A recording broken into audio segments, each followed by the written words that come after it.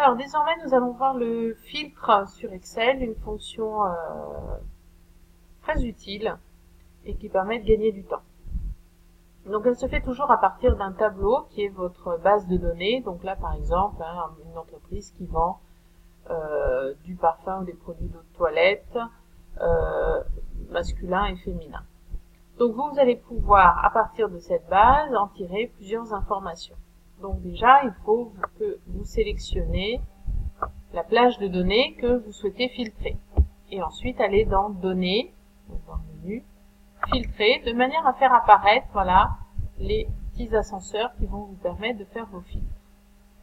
Ces ascenseurs, vous allez pouvoir sélectionner par exemple que les produits masculins.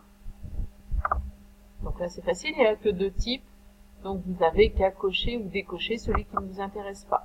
Si vous voulez que les produits féminins, vous cochez que femmes et vous avez les produits féminins. Voilà, là c'est simple parce que enfin, on n'a que deux types. Et si vous voulez tout remettre, vous sélectionnez tout.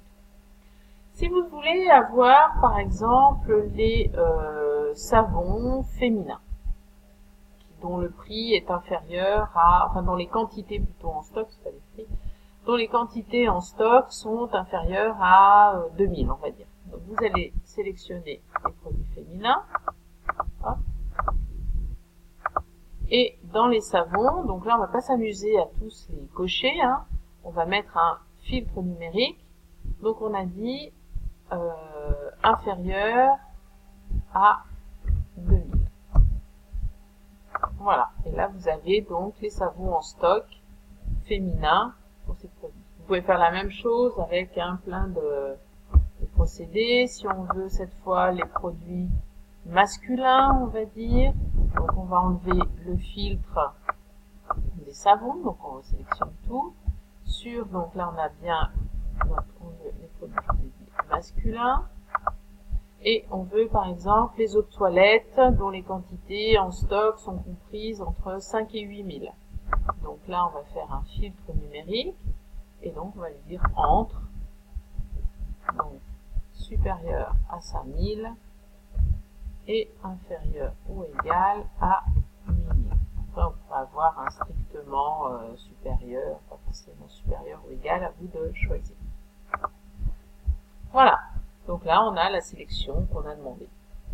On pourrait également, donc si je supprime tous les filtres, je reviens à la situation de départ, on pourrait également sélectionner que les, par exemple, les eaux, de féminin ou masculin, peu importe, et tous les produits donc qui commencent par eau.